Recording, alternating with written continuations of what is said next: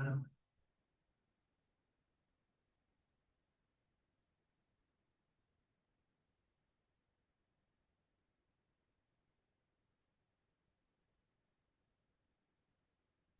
everyone.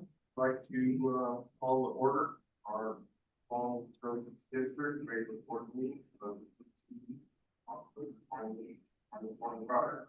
Listen to the roll call. Okay, Director Hollis. Here. Director Jacobs. Here. Director Kearns. Here.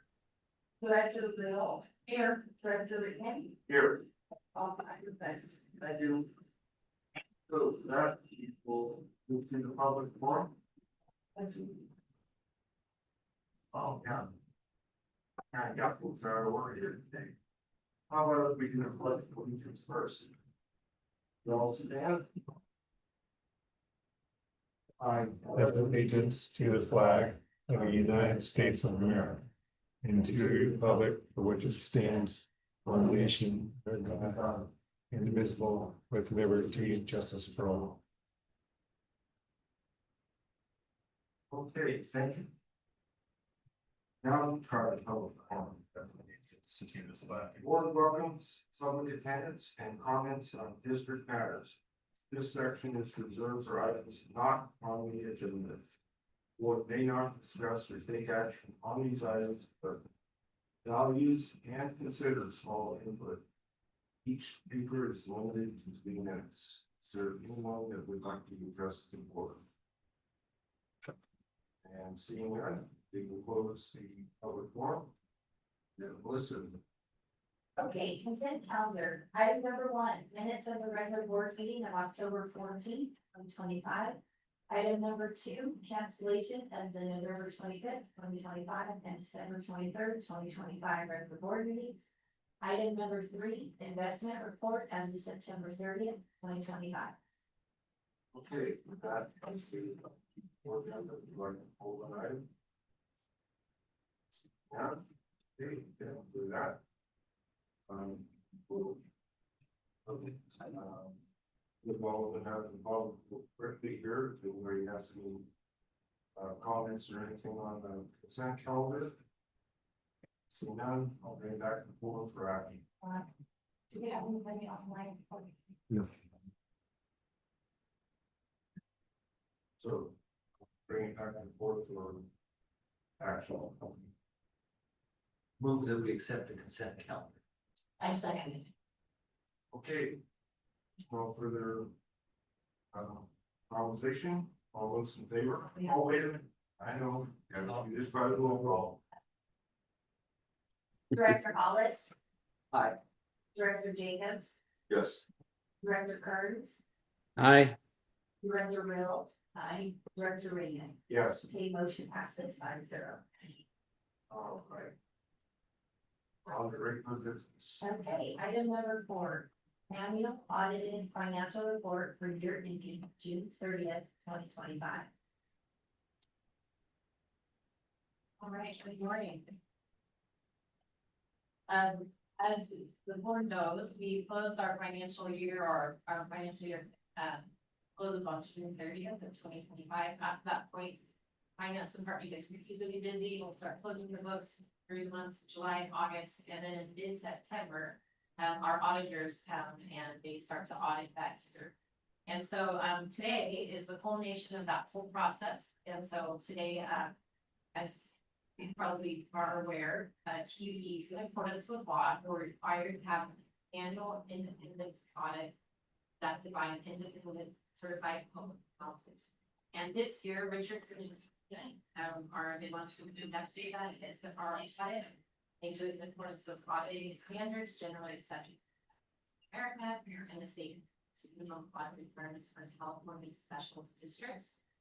Today, Ingrid Shetline from Richardson Company, she's a managing partner there. She is going to present basically a summary of those full financial reports, which the full financial reports were in her board packet. And so she's here remotely to share that information. I'm just going to pop a PowerPoint presentation up on the screen for you and turn it over to her. Good morning. I'm here today to present the results of the fiscal year end June 30, 25 audit. Next slide.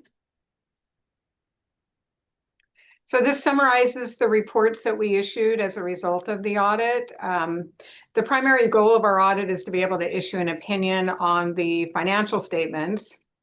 The district prepares the financial statements and we perform an audit of those and determine that all of the required disclosures are in there and that the financial statements are materially accurate. As a result of the federal grant funds that were received, we also issue a separate report on internal control and compliance. And then there's 2 letters also that are in your packet. One of them is a required communications letter that contains certain items we're required to discuss with you. And then also a management letter if we had any recommendations for improvement. So I'm going to highlight the results of those reports this morning. Next slide. So just this slide just summarizes the overall audit results.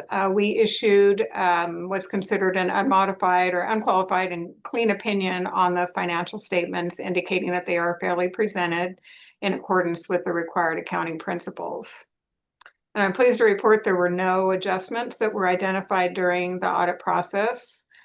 Carolyn does an excellent job of maintaining the accounting records. So, this is a testament to the fact that she's done a great job that we noted no adjustments. Also, as part of the audit, we reviewed the internal controls and concluded that the district has no material weaknesses in internal controls. And then as far as compliance with federal regulations related to the grant funding received, we determined that the district was in compliance with the federal grant requirements. Next slide. This page summarizes the asset side of your statement of net position, also referred to as a balance sheet. This is comparing the 25 to the 24 results. I'm just going to discuss some of the more significant changes there. You'll see that overall your cash balances increased by 2.6 million. That's mostly due to the positive cash flow from operations. But then also that was offset by a reduction in cash for the 9.4 million of capital expenditures that were incurred during the year. So those were all funded with your current cash reserves as opposed to needing to issue debt for that.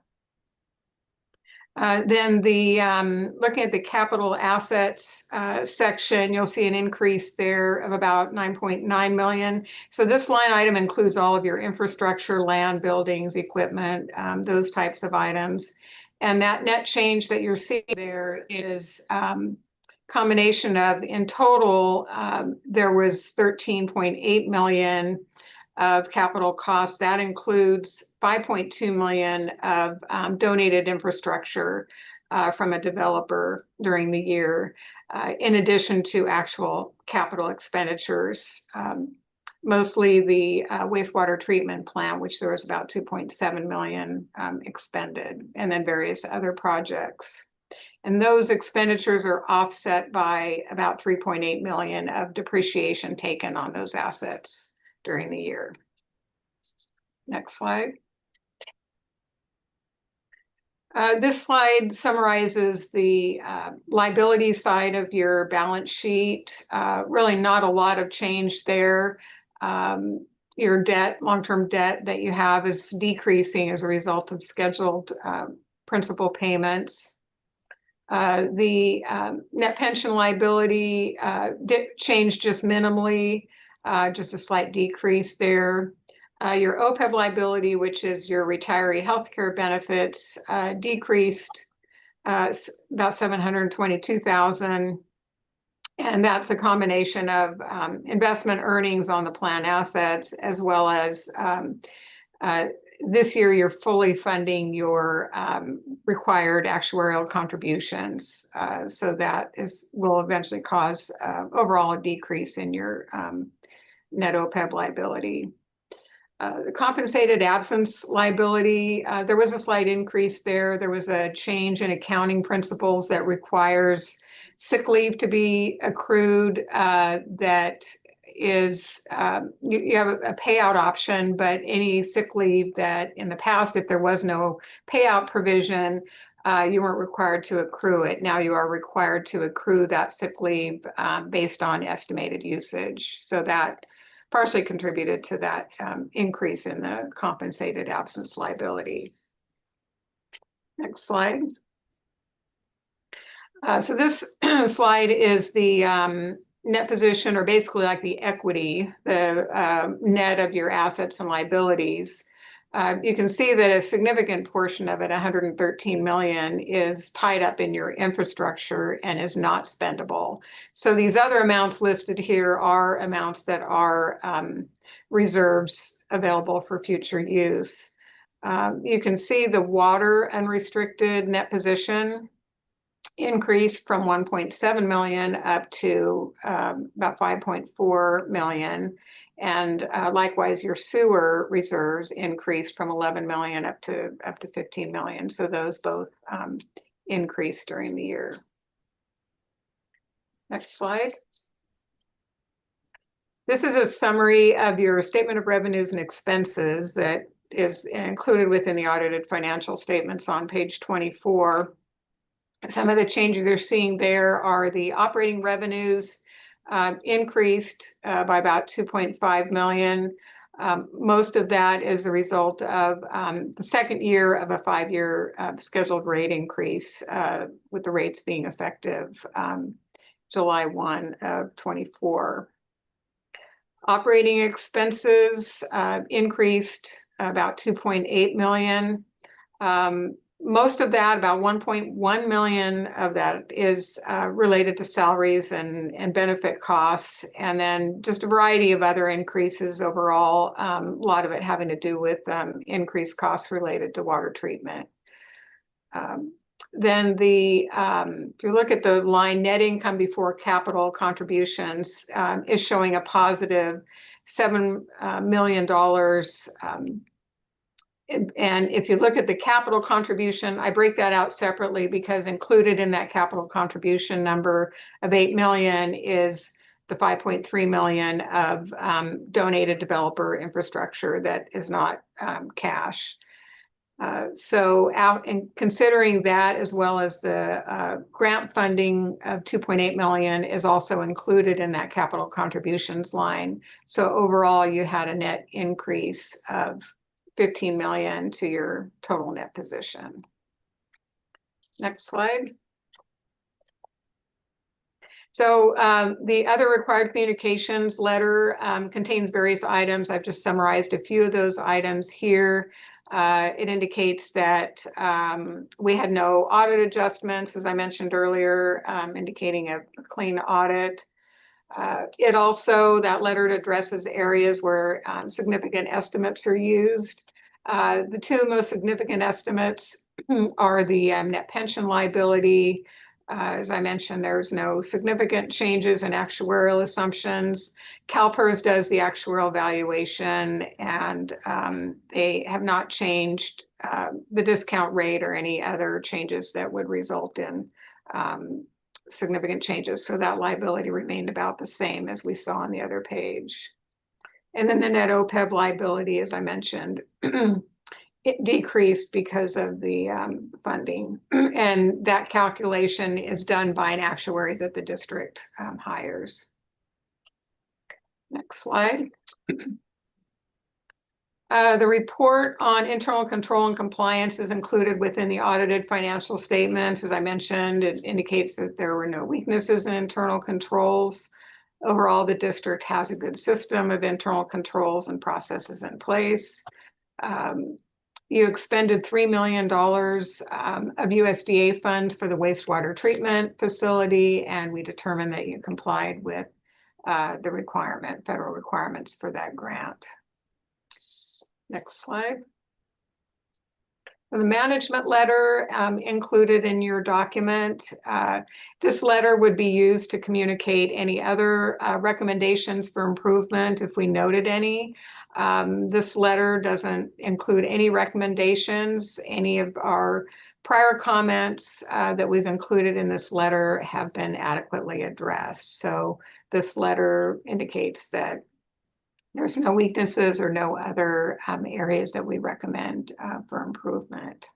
So overall, really good, clean audit. The district is in good financial condition. And I do want to thank Carolyn and her staff for all the assistance during the audit. They were very well prepared prior to our arrival. And so we appreciate all that hard work. I know there was a lot that went into that, especially with Carolyn having a lot of staffing turnover during the year. So I know she personally worked very hard to keep the audit on track as far as timing. So we do want to recognize her for that and thank her for that assistance. Is there any questions that or areas you would like me to clarify? I have one. Back towards the beginning, you made mention about some adjustment because of sick leave, and I was wondering if you could maybe fill in blanks on that, exactly what that was all about. Is it have to be accounted for in advance? Like, I didn't quite understand that.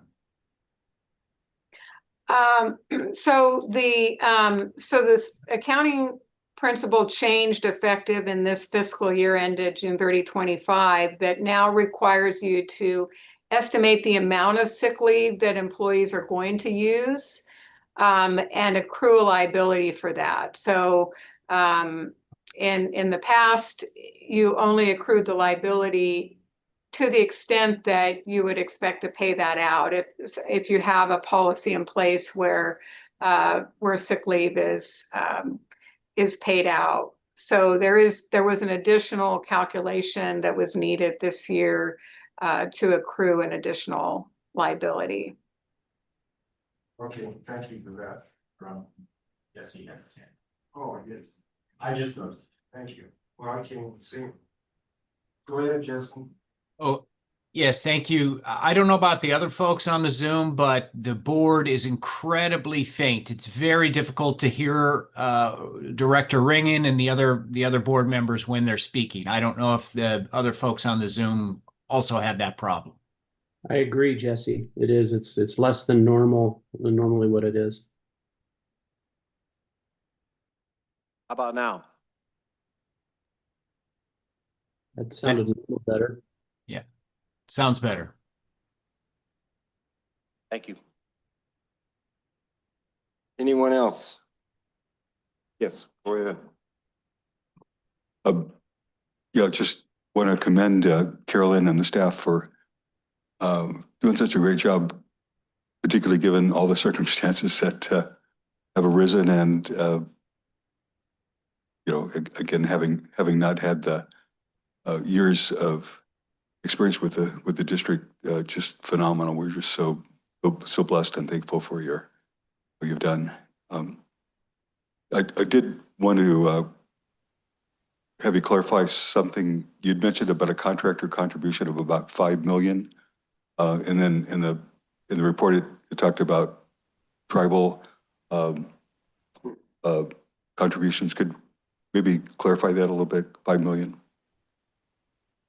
Yeah, I can talk about that, Ingrid. So I reported to the board shortly before we went into we were in the middle of the year-end process that this year we did have about $5.2 million worth of capital contributions from, it was mostly the tribe. And basically it was projects that they completed. They had some grant funding and things like that, if I'm understanding correctly. They completed those projects and then we took ownership of them after the fact. So basically they received funding for it. They completed things that were of mutual benefit to both of us.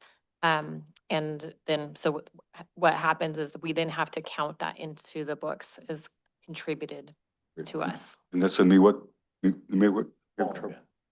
yes, thank you. Okay, any more questions? No? Okay, I'll open up to public. Anyone from the public? I see none. And bring it back to the board. I think this is what an accept and file.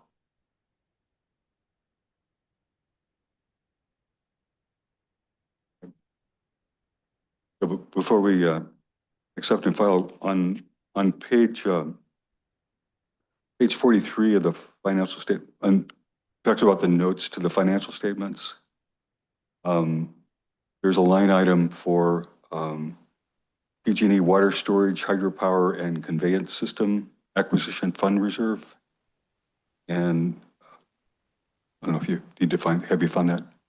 Are we, page 43?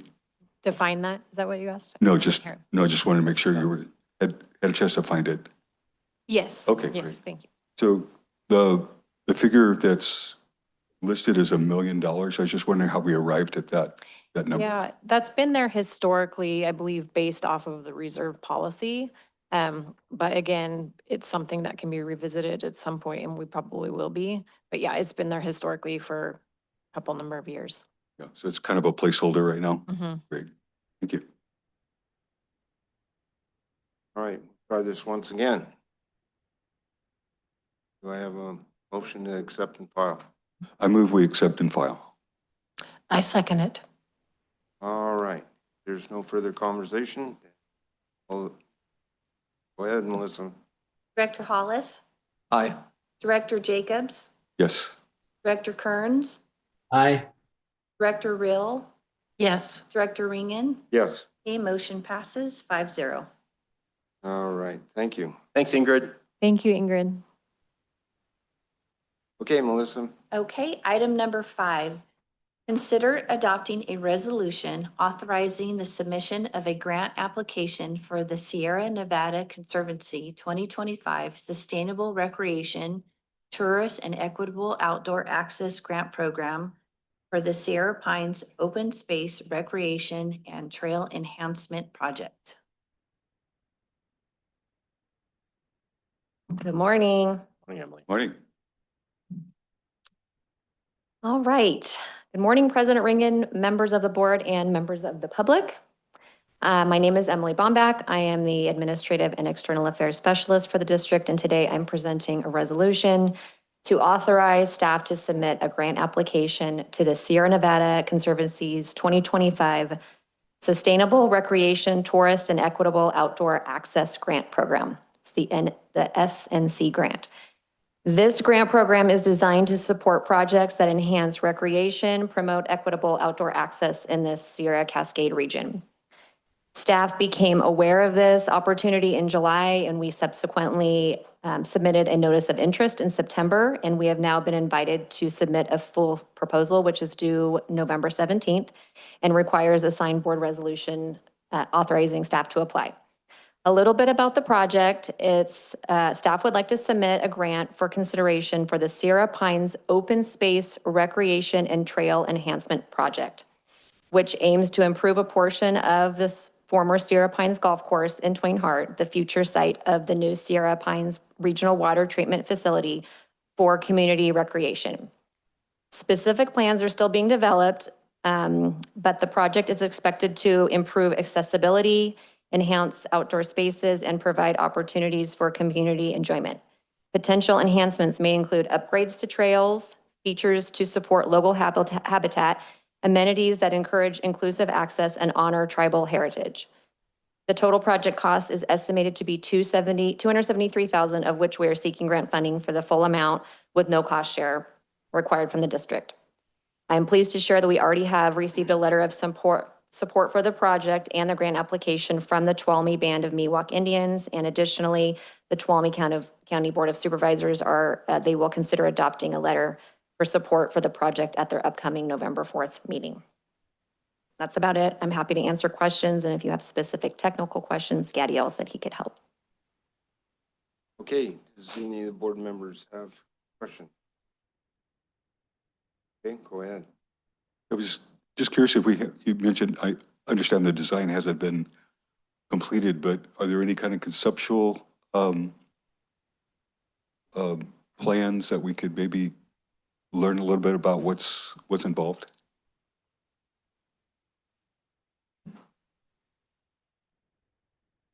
So since Gadiel DiMattei, I'm an associate engineer with the district and the project manager on the Sierra Pines Regional Plant Project. Good question. And we are a bit hesitant to reveal a map to the public at this time because we hate showing the public something and saying, we know that this is going to change, right? So we'd like to hammer it out a little bit more and kind of come to a consensus among staff where these trails will be. But I will share with you, we're looking around the tune of about 5,000 linear feet of possible new trails. There's already at least 1,000 feet of trails out there that are actually on our property. And that's in addition to a bunch of trails that are already being used that are kind of meandering on and off of our property as well. So there's off-site trails existing, there's on-site trails existing, and we're proposing about possibly about 5,000 linear feet of new trails. Give you an idea. And adding benches and some interpretive signs and just so, and also a boardwalk over some wetland area is up for consideration too. Is there? Oh, go So, I noticed that the maintenance is going to be done by existing staff. I'm not familiar. Do we have any other comparable facilities that experience we can utilize to maintain and advance this particular endeavor? In the ditch system. Yeah, I'm not sure I tracked that exactly, but this is a little bit of a new endeavor for us. It's been I'll say a bit of a priority for the board to open this space up for some sort of limited recreation. Do we have experience? I guess so. In some manner, you know, we maintain these 70 miles of ditches and many of them are used for recreation. So it wouldn't be any different than that. Staff, I imagine, Gadiel, staff will be using some of these trails and our roadways to do maintenance around the new reservoir and things of that nature. So it should be minimal maintenance. Thank you. Any further questions? Yes. Yeah, Emily, about the Miwok band, the Tuolumne Band of Miwok, what have they said about the project? Are there any archaeological things noted in the area? Perhaps they were already noted. I think we're still talking with them and trying to figure that out, and that's part of the interpretive signs. I think we want to incorporate that. Pretty neat looking project. I had heard that these types of projects are more likely to get funded. Nice that you guys went in on the first phase and went after them.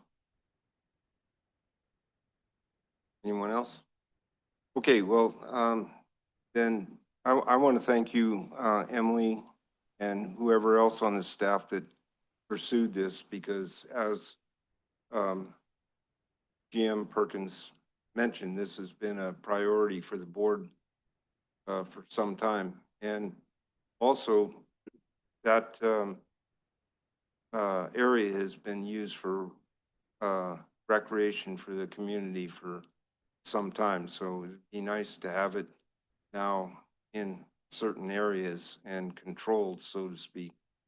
So at any rate, thank you for your efforts on that. The other thing is I'd suggest that maybe when you submit that grant application is maybe talk to Blue Zones. That might help also as a person or group that would be supporting it. So if we have no more questions here, I'll open up the public. Anybody in the public want to have any questions or have any comments? Please come to the podium. Oh, hi, again, I'm Marissa Richardson. I live on Kit Carson Drive and our property is adjacent to the meadow. Firstly, I just want to thank you guys for the opportunity to address the board in these matters through this whole process, and Gadiel for his willingness to share information and answer our questions for a couple months since we were here last. As a community, we look forward to trails, so we wanted to make that comment firstly. However, we would like to be involved in the final design decisions, given proximity to our homes. The property lines are very close to our property, our homes, actually, our decks, not just the edges of our property. And so concerns for noise, safety, maintenance that you've already mentioned are things that we'd like to have some input on. Yes. Thank you. Okay, thank you very much. Thank you. All right, anyone else? If not, then I will bring it back to the board for action.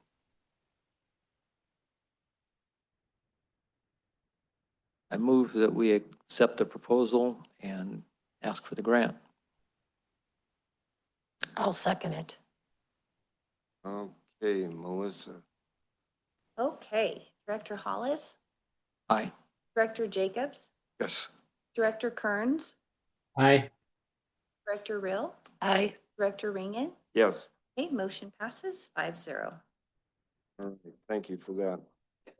Melissa, you're up again. Okay, item number 6, update on district operations for September 2025.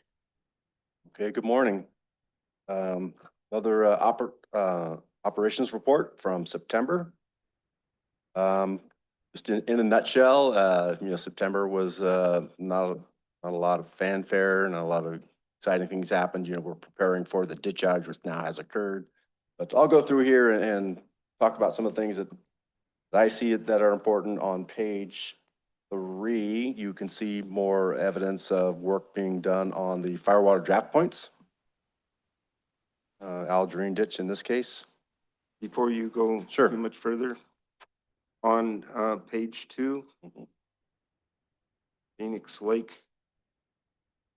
I just was wondering if there's any sort of information on how we're standing with the Phoenix Lake Tower. I know that it's in need of repair. I hope that we're still upright out there. Well, I can assure you it's still upright and functioning. But I don't know about the condition of it. Status quo? This has been a topic of conversation, and Eric isn't here to elaborate or answer, but I think that Eric feels that the tower he's expressed that is in fair condition, but we have yet to do a ROV, remote operated vehicle inspection, and do a more thorough condition assessment.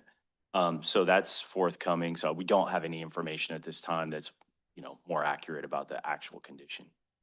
Okay, well, I guess the whole Phoenix Lake thing has been concerning me for quite a number of years, and I just don't want it to get ahead of us. I hope it's not one of those things that's on the forever in the future list.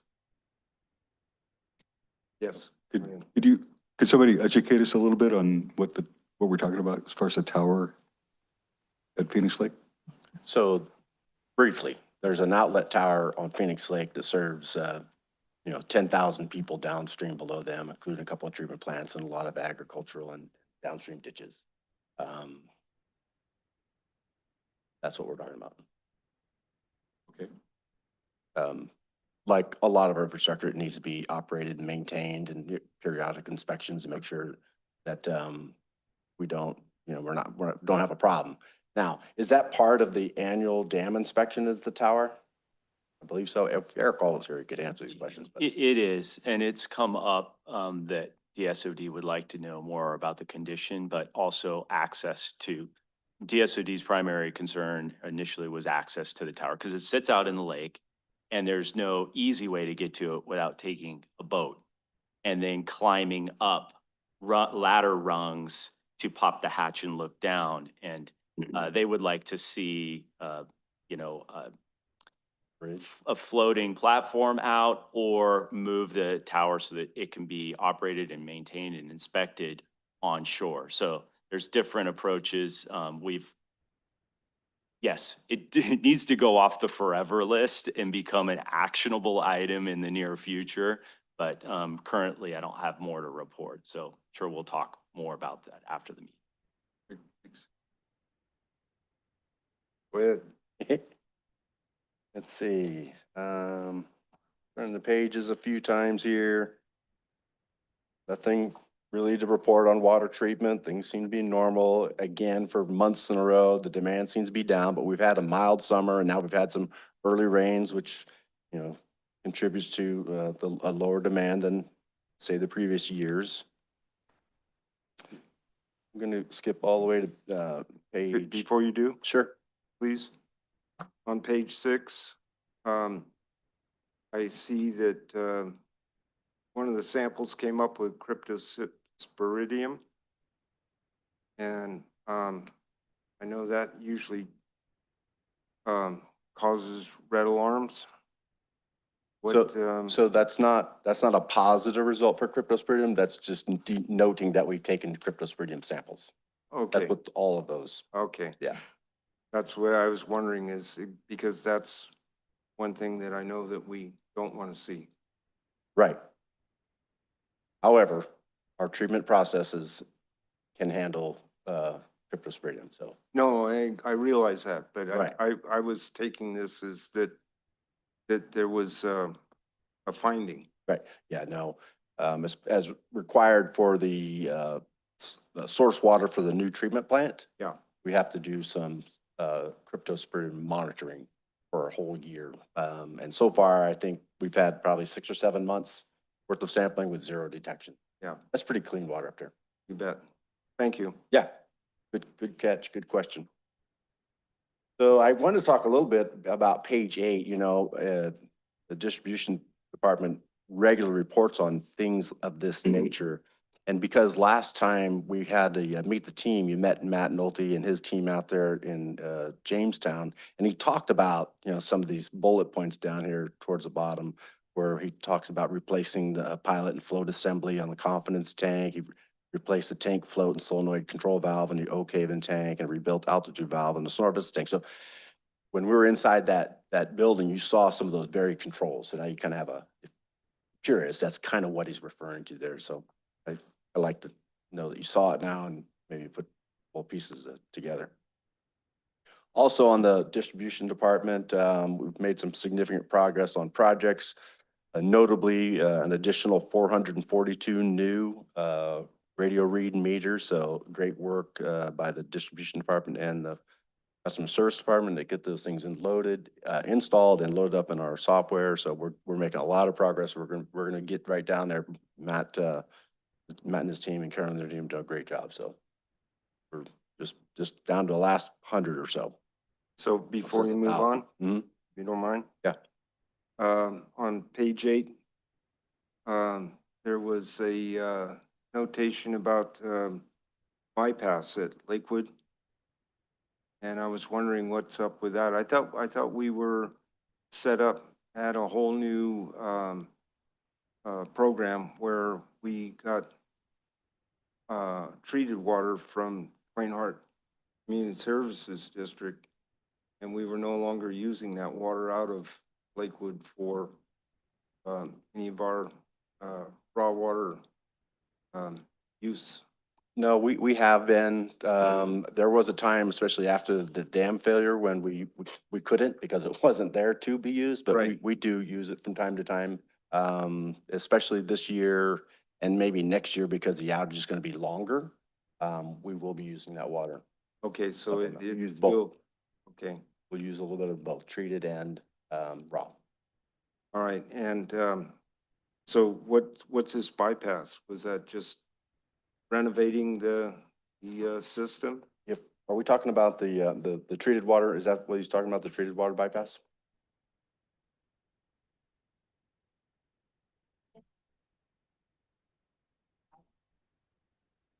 Yeah, that's it. Yes, treated water. Yeah, I think, like I said, that's just our normal prep for the ditch outage. We do this annually. Okay, and everybody's taking real good care of our pond turtles up there on their little sunning. They got their little sun decks out there, happy as can be. Okay, great. I'm glad to hear that. And then one other thing, on that, once again, kudos for the crew for getting all those new meters set. We're getting very, very close to being total remote read, which is just fantastic.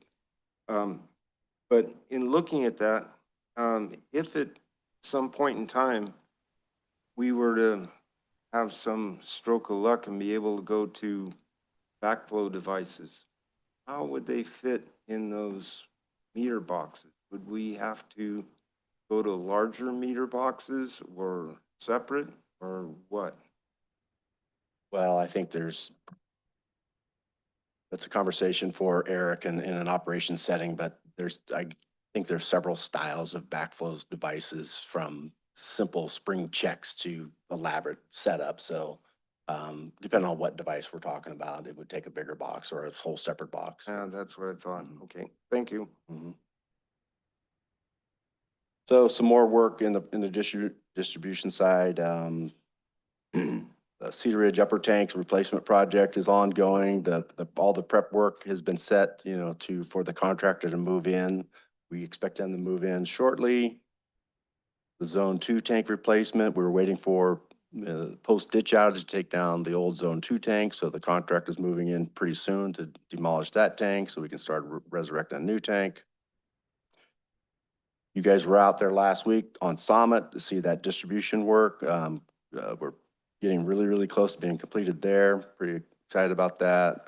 The Gibbs tank has been completed. It's partially online. I still think we have some work to do on the hydromatic side of that system.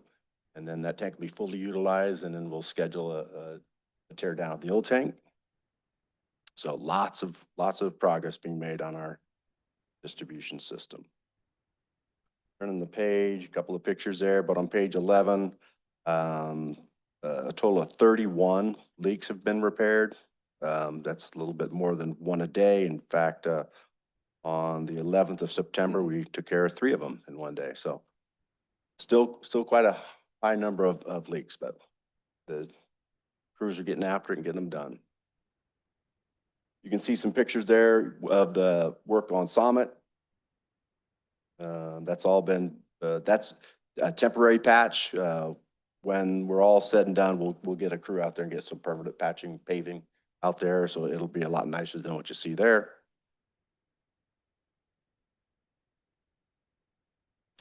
Turn the page. Yeah, wastewater collections. You're going to meet them and the wastewater team next meeting. But they're just demonstrating that they're continuing to do their very important work out there to operate and maintain the system and do the regular inspections. And I wrote here, all according to a plan, right? They don't just wonder what they're going to do today. They have what's called an SSMP, a sanitary sewer management plan that articulates exactly what they will be doing on schedule. So this is them reporting out what they've accomplished in a month according to the plan. So pretty proud of this work that they do. They do a lot of work. It's really important. Also, next page, you can see some pictures of some safety equipment being installed at one of the sewer lift stations, Nicky Court. And also, that second picture there is our crews went out there and helped the Tuolumne Sanitary District with some confined space entries so that they could do some important maintenance work on one of their clarifiers, I think. So, yeah, we were able to help them with our mutual assistance agreement to provide some safety for them. So it was nice. Before you move on, if you don't mind, that is one. I've been out at their plant. I don't remember anything as big as that. That's quite a structure. Yeah. So, man, anyway, it's part of their rebuild. And that was in like the early 2007, 2008 era. So that's one of the, and that picture is not very representative, but it's a clarifier that's right there closest to their admin building. Oh, okay. Then also it's mentioned in there that we repaired a leak in the Junction Shopping Center. And I was just wondering, my knowledge is that that is troublesome, that piping in there, and I'm wondering, I thought that was their responsibility, the shopping center, not ours, but is it ours? Boy, did Eric pick a fine time to miss this meeting, huh? It's another Eric Hall question. But obviously, if we fixed it, we're maintaining the system.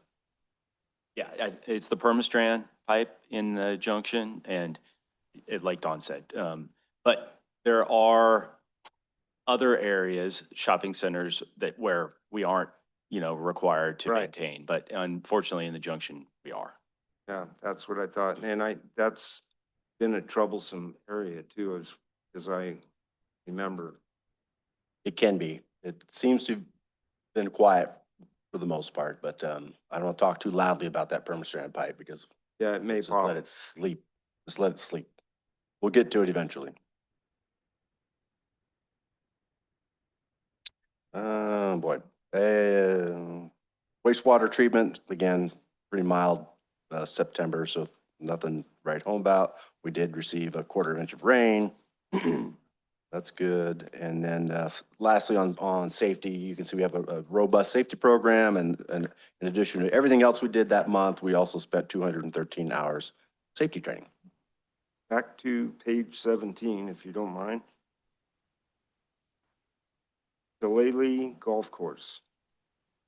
Where are we at with that grant? Well, just like it says, we just, well, I thought we wrote it. We said it someplace there. Go ahead, Eric. We've submitted the grant, and, it says right there. the board adopted the CEQA for that. We submitted the grant and, we are awaiting their final review for completion of the grant. And I'm looking over at Emily. Okay. Yes. So we'll be following up with them in a number of weeks here to make sure it's still in process, but I think, we're pretty optimistic that we'll get funding. When? I don't know. Yeah, I'm just wondering how deep TUD is into that project already. I'm hoping that we can switch that around to where it's paid for by grant rather than by our ratepayers. Well, it's an important project for operations. We were intending to pay it through our rates, but this opportunity came up, so we seized the day. We had to get the CEQA completed before we could submit the grant, and so we've done so. And we think we're going to be pretty competitive with that grant. Good, good. Thank you. Thank you. All right. I don't think we need anything on that, do we? Listen. So, where are we at here? We are at staff reports, believe it or not. This is rare, but I don't have anything to report. I don't believe that. Been busy. Lots and lots of meetings on Sierra Pines and other very important projects, but nothing to report other than that. Nothing to report. Same. Come on now, you guys have been busy as heck. How can it be? Don't worry, I'll break the chain here. Okay, good morning, everyone. I have a few things to report, a little bit of bragging to do on our cruise as usual.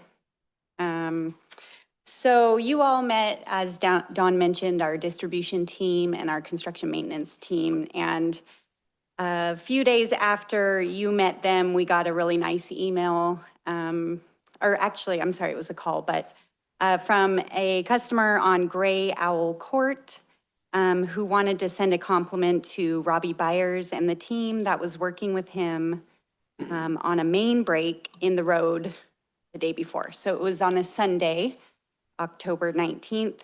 The customer stated that they identified the problem quickly and it was resolved in just a few hours. She was impressed by every person that assisted with the work. So oftentimes, whoever's on call, certainly after hours on the weekends, on a holiday, they'll go assess the situation and then likely we'll have to bring in a crew. And so that crew can be from multiple different departments. So in this specific instance, on this main line break, Robbie Byers, who is a construction maintenance foreman that you met last week, had on his team Zach Fredrickson, Tyler Hockett, Josh Kappel, Bradley Fulkerson, and CJ Sorick from construction maintenance.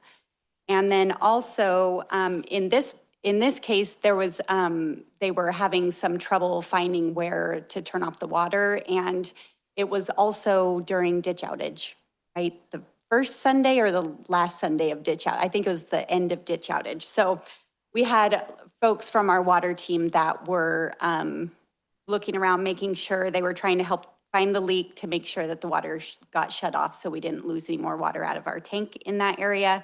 So the operators there, we had Keith Hockett, who's our water foreman, Darren Valalunga, and Jakin Laxag. So those folks from the water department, they're not always out there on mainline breaks, but obviously during ditch outage, heightened concern about losing any more water than we need to when we're trying to keep the tanks high. So just wanted to thank all of them for their great work and making sure that we kept those customers in service on that day.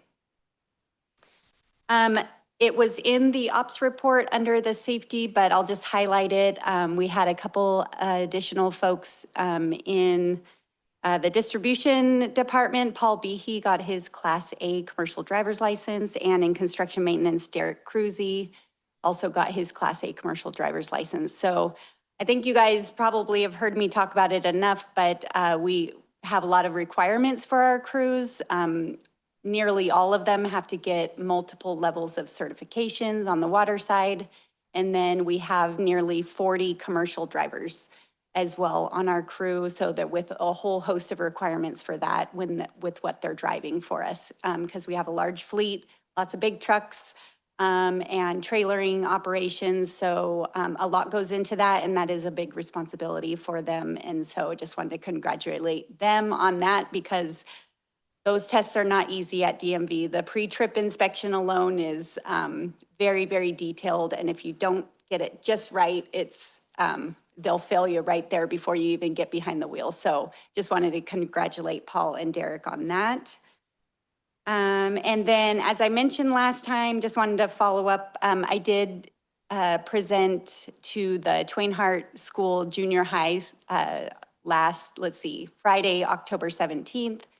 Gabe Wingo's the superintendent and principal there. He invited me up to talk about my career mostly, but of course I talked about TUD and all the opportunities there are at TUD, and did my best to not bore 13-year-olds about human resources and administration. I did bring candy, so, and they were going to a dance afterwards. So but they were a great group of kids. They had some really good questions, and I appreciate the staff at Twain Hart for inviting me there. And then lastly, just as upcoming, we have our Tuolumne Water Treatment Plant tour and coffee talk on November 13th at 10 a.m. there in Tuolumne. And so those invites have gone out, and lots of interest on that. We invited some local folks from the high school, the elementary school, the tribe. And so lots of people in that area are looking forward to learning a little bit more about where their water comes from and where it's treated at the plant there. And that's the end of my report. All right, thank you. That tour of the plant should be really good, I think. Yeah.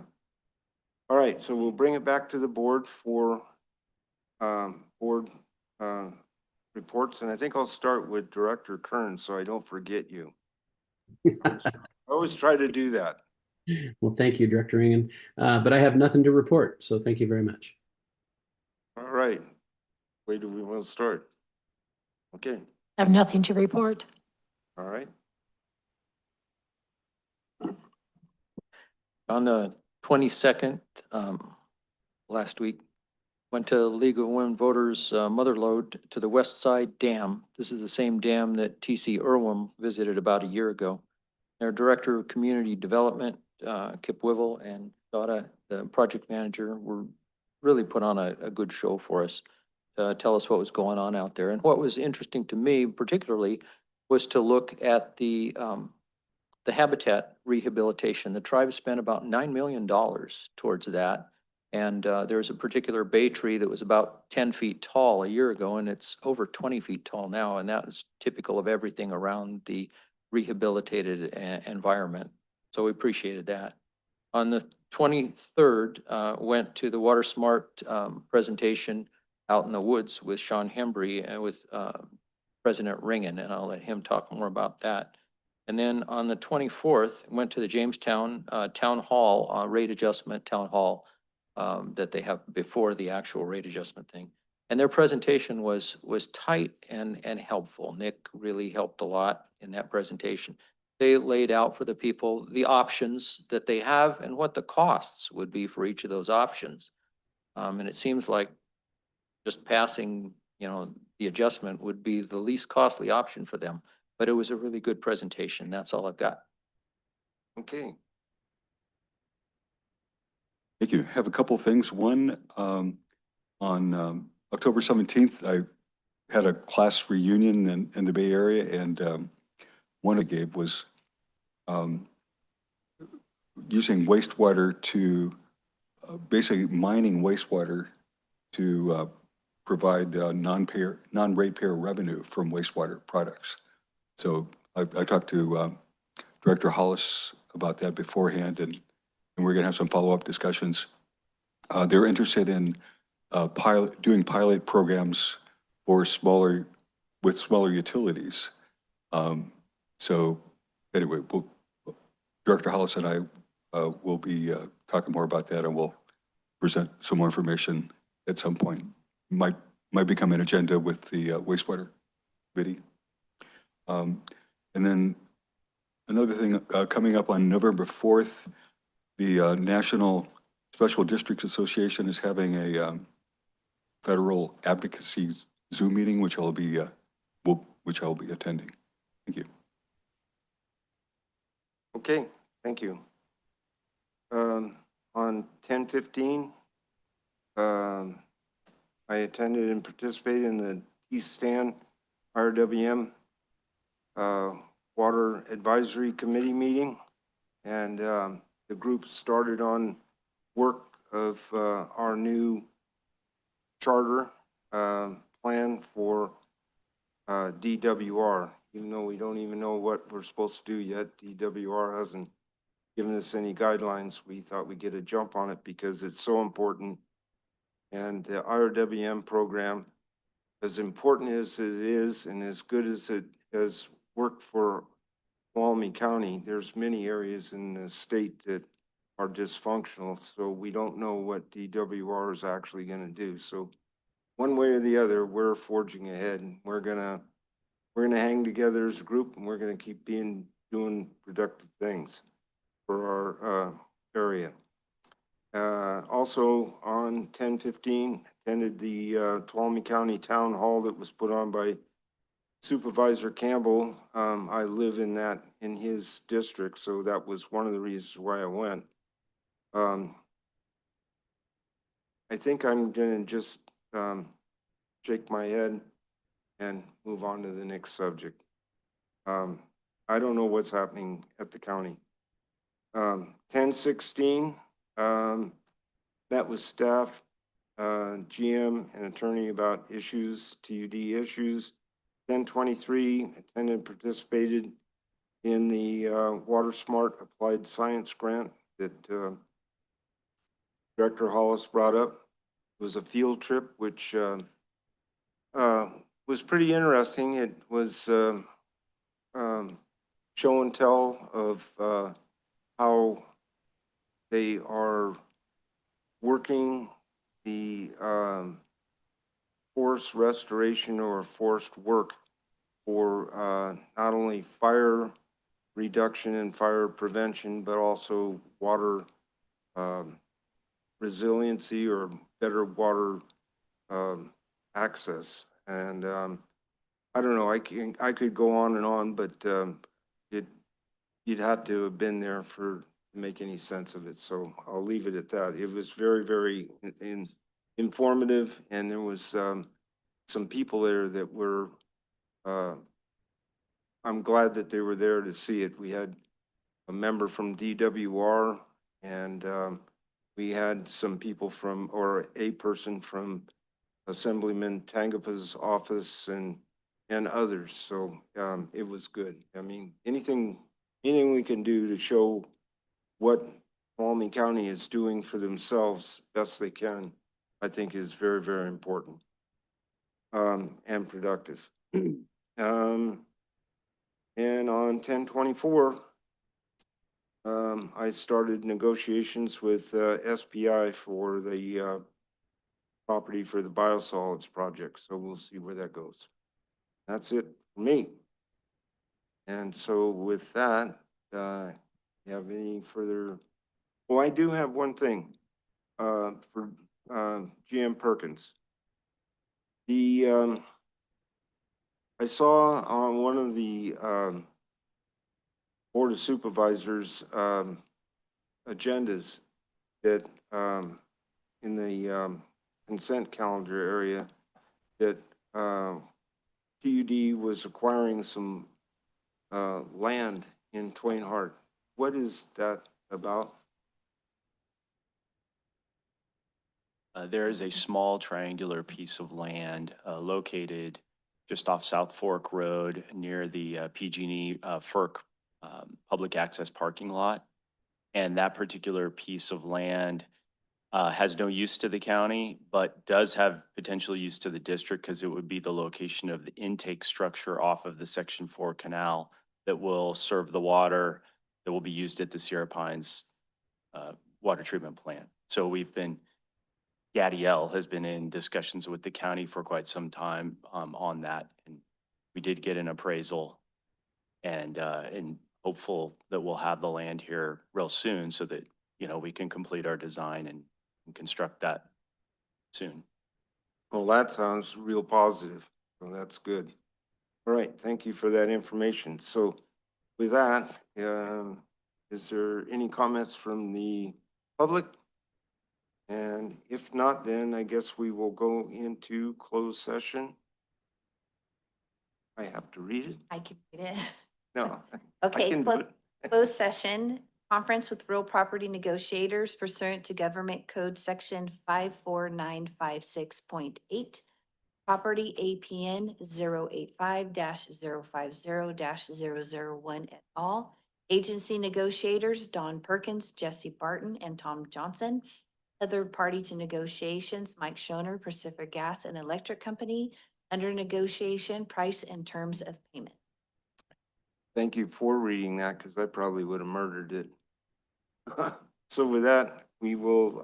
Dr. Ringen, I think I'll just add that for the audience, there will be no reportable action. So once we're done with closed session, the meeting will be over. Yeah, that's true. So we will go into closed session, but I think we'll also have about maybe a 5 or 10 minute break and then come back in. So with that.